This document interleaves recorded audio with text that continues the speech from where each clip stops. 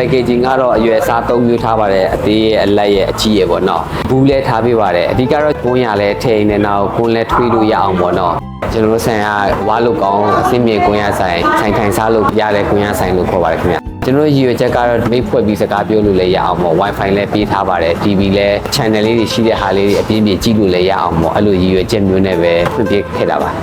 အထုပ်လေးတွေကလည်းကျွန်တော်တို့ဒီလိုတသက်ရထားတဲ့ရည်ရွယ်ချက်ကလည်းအပူခံအောင်ပေါ့မန်းလေးဆိုတာလည်းဒီယာဒီဥရုနဲ့ကိုက်ညီအောင်ဆိုပြီးတော့မှကျွန်တော်တို့အပူခံလေးတွေထည့်ထားပေးတာပေါ့နော်အထုပ်ကလေးရဆိုလို့ရှိရင်ကျွန်တော်တို့အပြင်မှာတည်သွားပြီးတော့စားသုံးတဲ့သူတွေအတွက်လည်းလွယ်လွယ်ကူကူတည်သွားလို့ရအောင်စားယူတဲ့အခါမှာလည်းနည်းနည်းလေးအဆင်ပြေအောင်ပေါ့နော်ပြီးတော့လည်းအထုပ်ကိုလည်းပြန်ပြီးတော့မှကျွန်တော်ကွန်တလေးထွေးလို့ရအောင်ဆိုပြီးတော့ရည်ရွယ်ပြီးထားတာပါ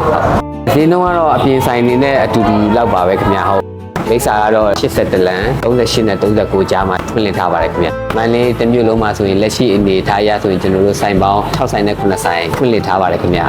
။မန္တလေးမြို့မှာမကားနဲ့ရဲရဲမှာရှိတဲ့ customer တွေလမ်းကြုံလို့ကျွန်တော်တို့ဆိုင်ကိုလာရောက်စားသုံးဖို့ဖိတ်ခေါ်ပါတယ်ခင်ဗျ။